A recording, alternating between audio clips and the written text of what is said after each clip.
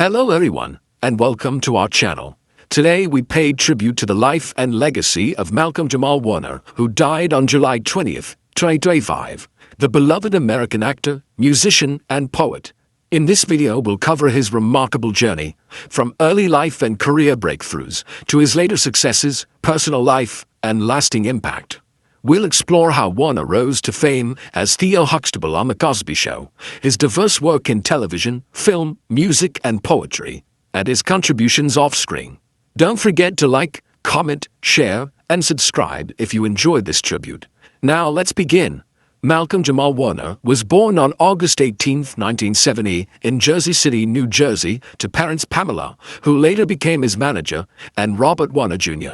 He was named Malcolm after activist Malcolm X, and Jamal after jazz pianist Ahmad Jamal, after his parents divorced. Young Malcolm moved with his mother to Los Angeles, where he began taking acting classes by age 9. He was raised primarily by his mother, and no siblings have been reported, suggesting he was an only child. Warner's early interest in performance led him to enroll in acting schools, and he continued his education in the arts. He later returned to New York City to finish high school, graduating from the Professional Children's School in Manhattan. This prepared him for a career in entertainment at an unusually young age. Early career, 1980s. Warner's television debut came at the age of 11. In 1982, he appeared in an episode of a mystery series, Ma Houston, and the next year he had a small role on the series Fame. His big break arrived in 1984 when he landed the role of Theodore Theo Huxtable on NBC's hit sitcom The Cosby Show. He was the last actor seen in auditions and famously won the part on the final day of casting. The Cosby Show premiered in 1984, and Warner portrayed the Huxtable family's only son for all 8 seasons, 1984 to 1992. His performance made him a household name, and in 1986 he earned an Emmy Award nomination for Outstanding Supporting Actor in a Comedy Series. While starring on The Cosby Show, Warner also explored directing. He directed several episodes of Cosby and other sitcoms, and even made music videos for artists like New Edition and Special Ed during that time. He also hosted children's television specials and appeared in TV films. One notable early role was in the HBO movie The Tuskegee Airmen, 1995, where he played Lieutenant Leroy Cappy. His first feature film role was in Drop Zone, 1994, as a deputy U.S. Marshal.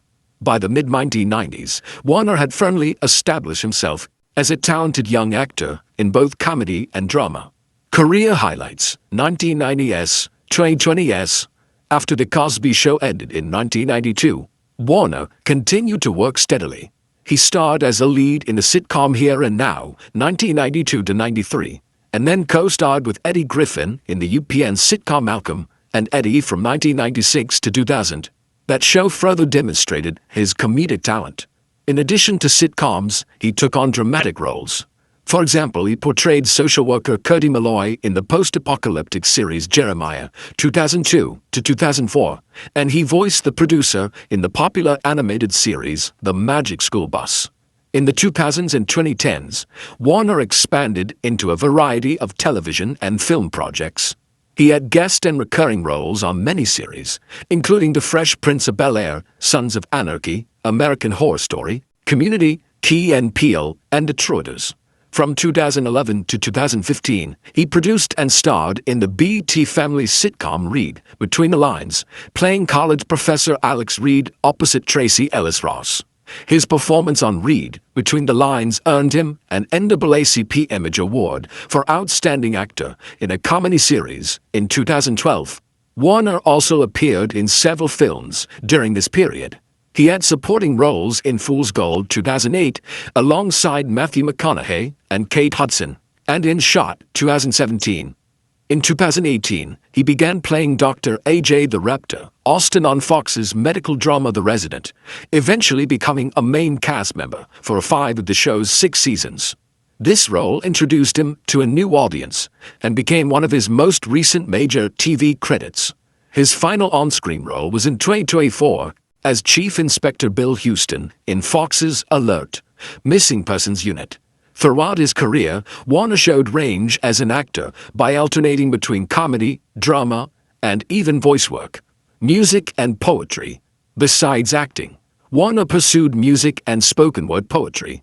He played bass guitar and often performed live. In 2003, he released an EP titled A Miles Long Mixtape, followed in 2007 by the album Love and Other Social Issues. He also recorded jazz-funk music with his band Miles Long. In 2015, he released the album Selfless, and in 2022, he put out a spoken word album called Hiding in Plain View. The title is a nod to his lifelong vision impairment. Warner's musical talents were recognized by the recording industry. In 2015, he won a Grammy Award for Best Traditional R&B Performance for his collaboration on the song Jesus Children of America. In 2023, he earned a Grammy nomination for Best Spoken Word Poetry Album for Hiding in Plain View. These honors highlighted his versatility as an artist beyond acting, legacy, and impact. Malcolm-Jamal Warner's legacy is that of a multi-hyphenate, an artist who excelled as an actor, director, musician, and poet. He is perhaps best remembered as Theo Huxtable, a role that positively impacted viewers and helped portray a successful black family on primetime TV. Critics and co-stars have noted that The Cosby Show inspired many young African Americans to pursue higher education and professional careers, and Warner often spoke proudly of that show's universal appeal. Beyond Cosby, Warner demonstrated breadth by taking diverse roles across genres. For example, Fox 5 Atlanta noted that since his breakout, Warner appeared in acclaimed shows like Malcolm and Eddie, Sons of Anarchy, American Crime Story, Dexter, and Accused, and was recognized as an award-winning director and Grammy recipient. Offscreen, Warner engaged in community and cultural projects. He was active in Atlanta's art scene, where he lived during The Resident, playing bass with local bands, giving spoken word performances, and even delivering speeches in support of causes like the SAG-AFTRA strike.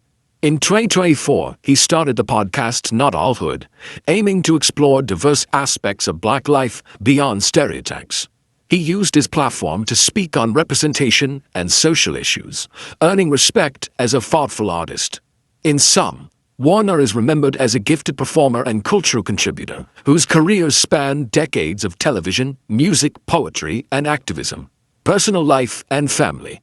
Warner kept his personal life relatively private, but some details are known. Throughout the 1990s and 2000s, he was linked to several women, often co-stars or fellow performers. He had a relationship with The Cosby Show co-star Michelle Thomas, who played his girlfriend, and remained close to her until her untimely death in 1998. He then dated actress Karen Molina White for over 7 years, and later was in a relationship with actress Regina King from 2011 to 2013. In 2017, he was briefly engaged to actress Melinda Williams, but they did not marry. Despite these public relationships, Warner generally avoided tabloid headlines and did not lavishly share his private life on social media. By 2020, Warner's personal life shifted toward family. That year, he and his longtime partner, an attorney from Bridgeport, Connecticut, welcomed their first child, a daughter. Although details are scarce, reports confirm that Warner and his wife deeply cherished their child and kept her out of the public eye. By law, they were married, and sources note that Warner is married with a daughter, though he never revealed their names. Warner always maintained that his family's privacy was paramount. He rarely spoke about religion in public, and no information about his faith is available in interviews. In short, Malcolm-Jamal Warner's personal life was kept largely behind closed doors. He was devoted to his family, but remained famously low-key about his day-to-day life. Death. Tragically, Malcolm-Jamal Warner's life was cut short in July 2025. On July 20th, 2025, he was on a family vacation with his wife and daughter in Limon Province, Costa Rica. According to official reports, Warner was swimming near Cockles Beach when he was caught in a powerful rip current and pulled underwater. The Costa Rican authorities listed the cause of death as asphyxia, drowning. His body was discovered later that afternoon and formally identified by local police. Warner's unexpected death at age 54 shocked fans and colleagues worldwide. At the time of his passing, he was survived by his wife and young daughter. No illness or pre-existing medical condition was involved. It was a tragic accident. The news was confirmed by several reputable news outlets, including ABC News and People, on July 21, 2025, and tributes poured in praising his life's work. Warner's death was mourned as the loss of a generational talent, lifestyle, and net worth. As a successful actor and artist, Warner enjoyed a comfortable lifestyle. He split his time between residences in Los Angeles and Atlanta. In fact, during the multi-year run of The Resident, he lived in Atlanta and became a fixture in the city's creative community. He maintained his California home as well. According to estimates, Warner's net worth at the time of his death was on the order of $6 to $14 million. This wealth came from decades of acting, producing, directing, and music. With that level of success, Warner could afford a comfortable home and the trappings of a Hollywood career, though he avoided ostentation.